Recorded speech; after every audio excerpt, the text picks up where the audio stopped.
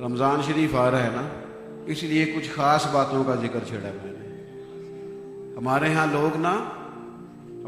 لوگ سمجھتے ہیں کہ صرف کپڑے صاف رکھنا ہی سنت ہے، اور دان صاف کرنا ہی سنت ہے، اور کنگھا کرنا ہی سنت ہے، دل صاف رکھنا بھی سنت ہے۔ یہ بھی حضور کو بڑا پسند ہے۔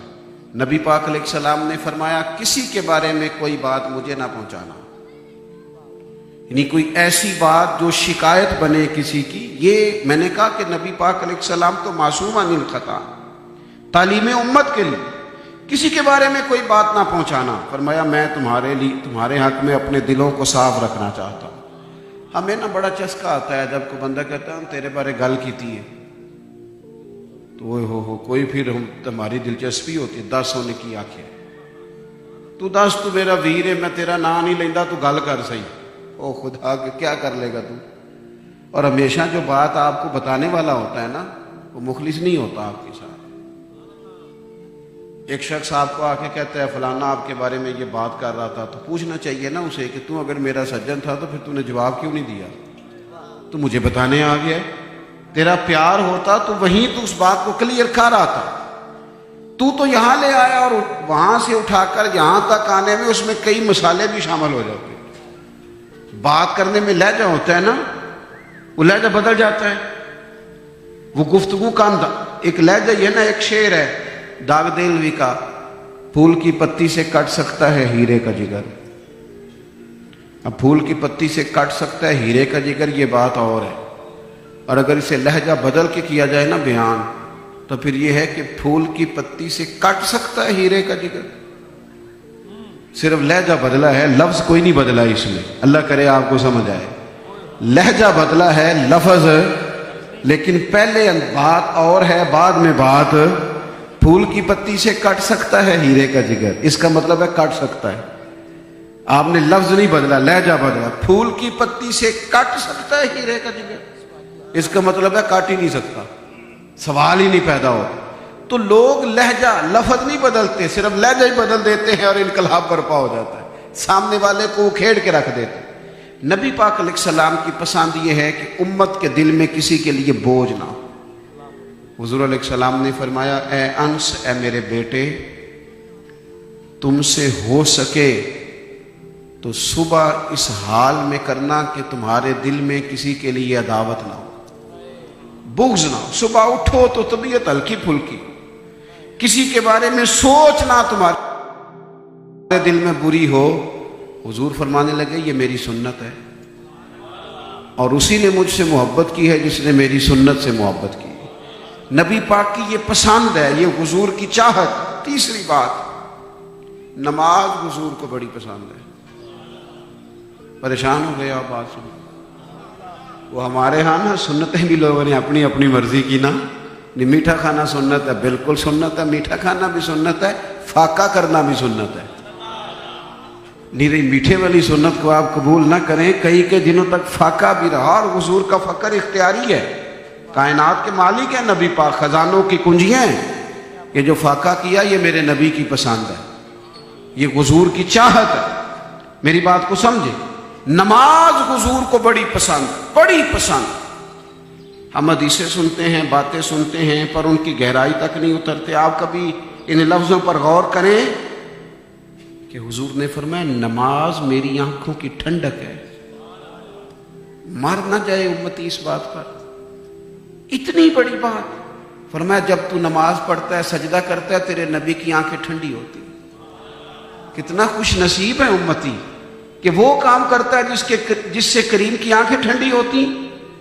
حضور اتنی دلچسپی نماز، دلچسپی آئی تو حضور نے نماز شروع کر دی۔ طوفان آ گئے تو نماز شروع کر دی، اگر بارش نہیں ہوتی تو نماز شروع کر دی، سورج چاند گرہن ہو گیا تو نماز شروع کر دی۔ اب کوئی بھی خیر کا کام ہے، آیا تو تراویح ہے، عید آئی تو نماز عید الفطر ہے، جمعہ آیا تو اس میں نماز ہے، ہر مقام پہ حضور نے نماز رکھی۔ آج کل بہت بڑے زبردست قسم کے عاشق مارکیٹ میں ملتے ہیں، پھر میں 25 سال سے کرا رہا ہوں، بھئی آپ نماز پڑھتے کہتے میرے لیے دعا کریں. میں کہ تو محفل تے بغیر دعا تو کرائی جانا ہے. اس کی بھی دعا کراتا,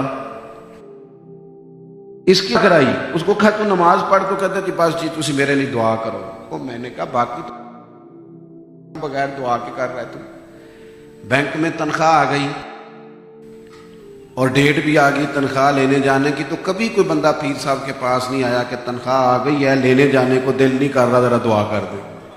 آج تک نہیں کوئی آیا کہ میری طبیعت نہیں کر رہی کہ میں جا کے نا وہاں سے پیسے لے آؤں ذرا دعا کر دے. اور نماز کا کہے تو کہتے دعا کریں. بھئی آپ اتنے کام بغیر دعا کے کر رہے ہیں پیر صاحب کی, تو یہ فرض ہے دعا تو کریں گے. لیکن یہ کیا بات, جس چیز کو حضور نے پسند کیا اس پر ہماری طبیعت فوراً مائل ہونی چاہیے, فوراً مائل ہونی چاہیے. اور نبی پاک علیہ السلام اتنا محبوب رکھتے. حضرت عبداللہ ابن عمر رضی اللہ تعالیٰ عنہ فرماتے ہیں ہم نے مغرب کی نماز نبی پاک کے ساتھ پڑھی. یہ ذرا بات دیکھیے گا, حضور کی دلچسپی دیکھیے گا. مغرب حضور کے ساتھ پڑھی, کچھ لوگ تشریف لے گئے گھروں کو چلے گئے صحابہ. ہم بیٹھ گئے کہ یار تھوڑا سا تو ٹائم ہے, عشاء پڑھ کے جائیں گے. ایک نماز پڑھی, دوسرے کے انتظار میں بیٹھ گئے. فرماتے ہیں سرکار بھی تشریف لے گئے, تھوڑی دیر کے بعد حضور واپس آئے. تو ہم نے رسول رحمت صلی اللہ تعالیٰ علیہ وسلم کو کریم محبوب علیہ السلام کو اس طرح آتے دیکھا کہ حضور تیز قدموں سے چل رہے اور مقدس سانس پھولا ہوا ہے. حضور ہمارے قریب آ کے بیٹھے. فرمایا کیا کر رہے تھے تم, تیزی سے آئے. یا رسول اللہ صلی اللہ تعالی علیہ وسلم خیال آیا دل میں کہ ہم نے جا کے کیا کرنا ہے, یہیں رکتے ہیں عشاء کی نماز پڑھ کے جائیں گے. تو محبوب فرمانے لگے اللہ کریم نے نا آسمان کا دروازہ کھولا ہے جو اس کی شان کے لائق, اور تمہیں اس نے دیکھا ہے اور اس نے فرشتوں کے سامنے تم پر فخر فرمایا کہ دیکھو میرے محبوب کے غلام ایک نماز پڑھ لی ہے اور دوسری کا انتظار کر رہے ہیں. تو فرمایا میں بھی تمہیں دیکھنے آیا ہوں. سلام کو نماز بڑی پسند ہے. یہ الحمدللہ رمضان شریف آ گیا, پانچوں نمازیں تو اللہ کے فضل سے پڑھیں گے انشاءاللہ تعالی. 30-40 منٹ کھڑا ہونا نا کوئی اتنا مشکل کام نہیں, صرف ذہن کو سمجھانے والی بات ہے, بالکل کوئی مشکل نہیں. ہمیں پاسپورٹ کے دفتر بھی بڑی بڑی دیر کھڑا رکھا جاتا ہے, شناختی کارڈ کے دفتر میں بھی بڑی بڑی دیر لوگ بیچارے کھڑے رہتے, امیگریشن کی لائنوں میں لوگ کھڑے, بڑے بڑے دفاتر میں کھڑے. میرا خیال ہے 40 منٹ تراویح میں بھی بندہ کھڑا رہ ہی سکتا ہے. اور ہمارے نبی پاک علیہ السلام کا جو طریقہ ہم تک پہنچا ہے وہ یہ ہے کہ سیدہ عائشہ فرماتی ہیں حضور تو رات کو اتنی نماز پڑھتے تھے کہ قدموں میں ورم آ جاتا. یہاں کون ہے جس کے پیر سوج جاتے ہوں نماز پڑھتے؟ تو تراویح کی نیت, اس کا ارادہ, اور ایک جگہ مستقل تراویح پڑھنے کا اہتمام کہ میں نے از اول تا آخر قرآن پاک سننا. اور پھر اس کے ساتھ جو رمضان میں بڑی سعادت ملتی ہے نا بندے کو, بڑی سعادت وہ ملتی ہے صبح سحری میں اٹھنے کی. یعنی جن کی جو کہتے ہیں نا میری مشکل سے آنکھ اٹھتی ہے, چونکہ سارے مسلمان اٹھتے ہیں تو ان کی بھی آنکھ کھولی جاتی ہے. تو سحری میں اٹھنا تو ہے ہی, تو 10 منٹ پہلے کیوں نہ اٹھیں,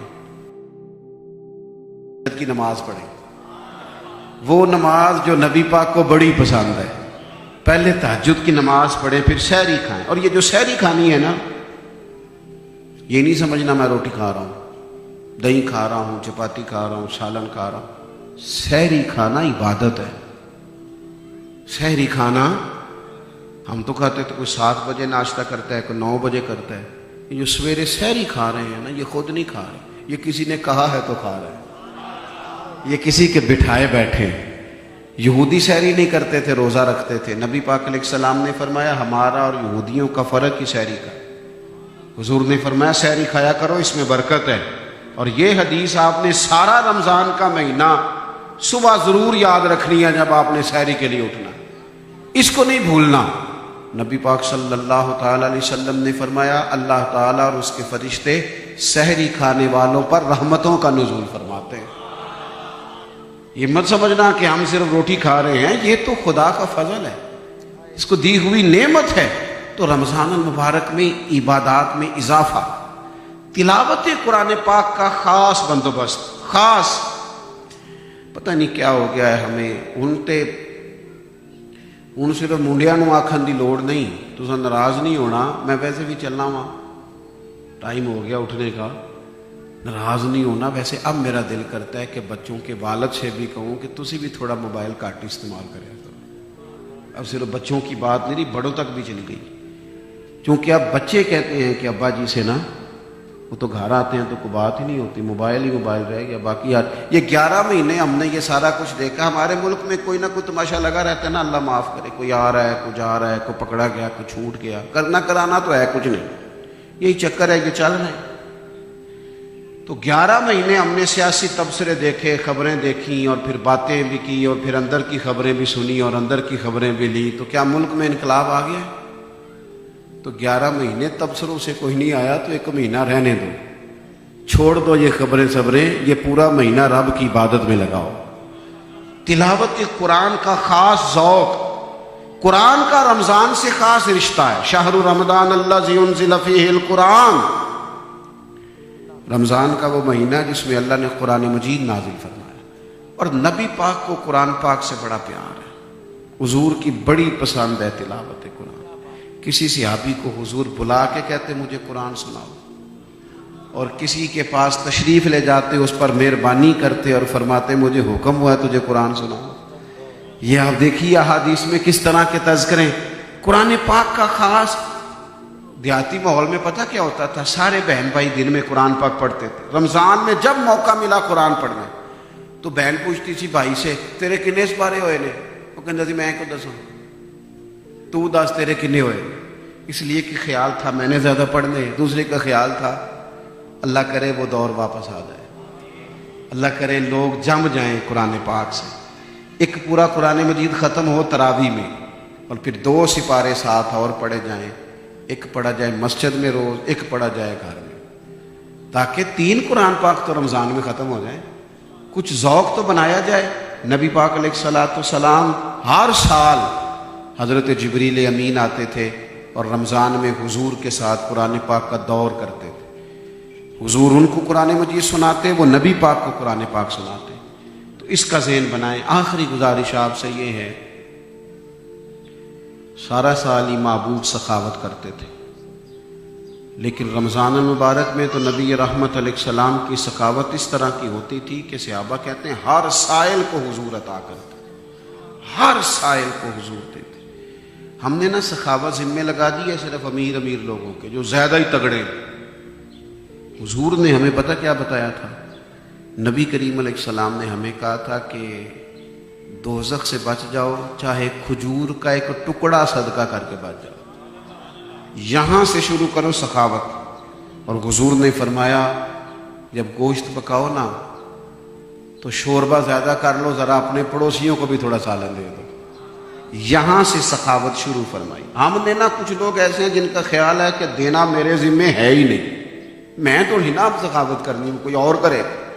اور میرے عزیز امام غزالی فرمایا کرتے تھے اللہ تو بندے کے گمان کے قریب ہوتا ہے, تو دینے کا مزاج تو پیدا کر, رب توفیق بھی عطا فرمائے گا. تو آغاز تو کر. غربت بڑی بڑھ گئی, یہ حکمرانوں کی شاہ خرچیاں اور ان کی جو مزاج کے اندر جو ہے وہ بے پرواہی ہے, اور عوام کے مسائل سے نا آشنائی, اس نے غربت بڑھا دی.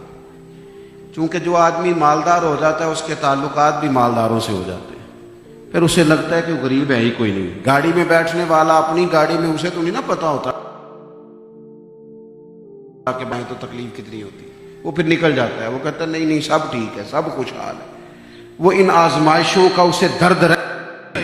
تو اس رمضان میں کوشش انتہائی پردے کے ساتھ, انتہائی خیال کے ساتھ آپ کے عزیزوں میں, محلے داروں میں اور جاننے والوں میں اگر کوئی ایسے لوگ موجود ہوں جو تکلیف کا شکار ہیں, تو وقت پر, یعنی 27 رمضان کا انتظار نہ کریں, ٹائم پر ان لوگوں کے ساتھ خیر کا رویہ کرے. یہ نبی پاک کی پسند ہے. یہ جو چند باتیں میں نے محبوب پاک علیہ السلام کی پسند کی آپ کے سامنے رکھی ہیں, امید کرتا ہوں کہ آپ ان پر توجہ فرمائیں گے. محفلیں ہوتی ہیں نبی پاک کے نام کی صلی اللہ تعالی علیہ وسلم, تو لوگوں کو آنا بھی ہوتا ہے, جانا بھی ہوتا ہے.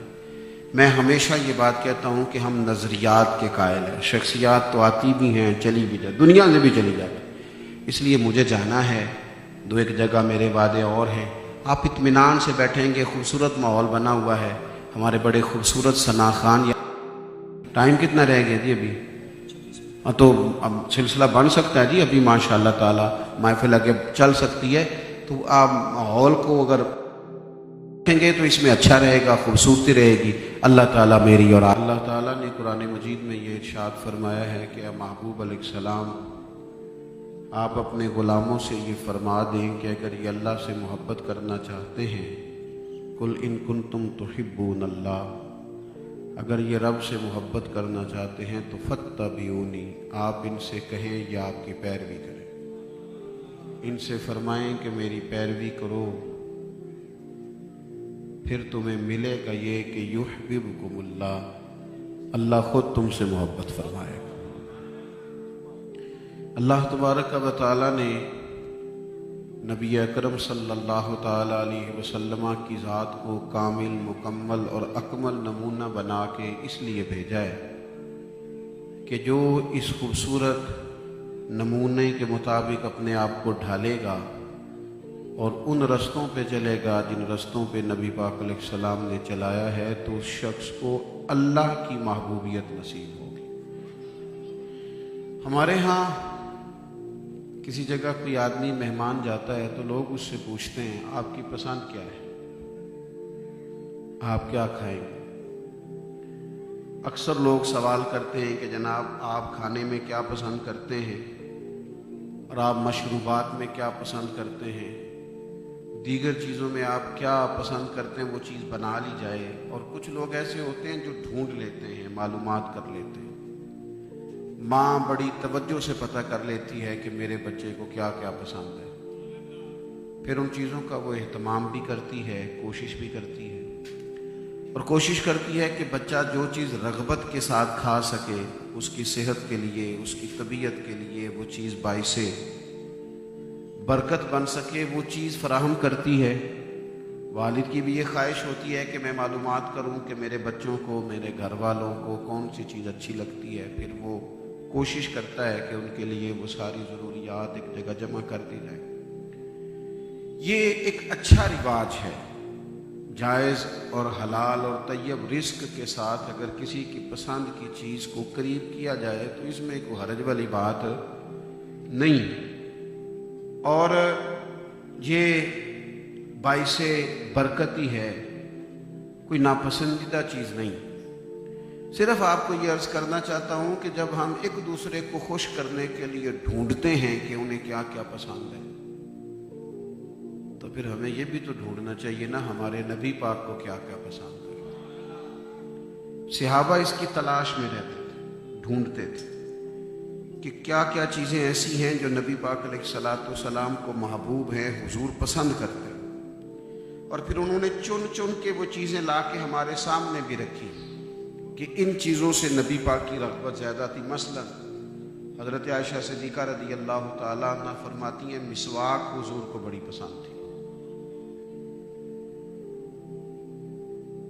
اور اتنی زیادہ پسند تھی کہ وقت وصال بھی نبی کریم علیہ السلام نے مسواک کرتے ہوئے جب کسی کو دیکھا تو حضور نے اشارہ فرمایا کہ مجھے مسواک کرنا، یعنی وقت وصال بھی۔ سیدہ فرماتی ہیں میں نے وہ مسواک لی، اسے چبا کے نرم کیا، حضور کو پیش کیا۔ آپ غور فرمائیں گے یہ کس کی پسند ہے؟ یہ ہمارے نبی پاک کی پسند ہے۔ اور مولانا حسن رضا فرماتے ہیں کہ رنگے چمن پسند نہ پھولوں کی بو پسند، ہم کو ہے وہ پسند جسے آئے تو پسند، اور کل کہہ کے اپنی بات بھی لب سے تیرے سنی، اللہ کو ہے کتنی تیری گفتگو پسند۔ تو حضور کی جو پسند ہے، نبی پاک کی جو چاہت، یہ حضور کو بڑا پسند تھا کہ مسواک سے نبی پاک رغبت کر، دلوں کا صاف ہونا، باطن کا پاک ہونا، حسد سے، عداوت سے، بغض سے، تکبر سے، ہر قسم کے بوجھ سے، طبیعت کا ہلکا پھلکا ہونا، یہ نبی پاک کی پسند ہے۔ حضور علیہ الصلوۃ والسلام کے دل میں کسی کے لیے کوئی بات آ نہیں سکتی، اللہ نے محبوب کو معصوم بنایا ہے، لیکن تعلیم امت کے لیے حضور نے ارشاد فرمایا، صحابہ کو فرمایا کسی کے بارے میں مجھ تک کوئی بات نہ پہنچانا۔ آپ کی توجہ نہیں میری بات پر، اللہ کرے آپ جو میں سمجھانا چاہتا ہوں اسے سمجھ جائیں۔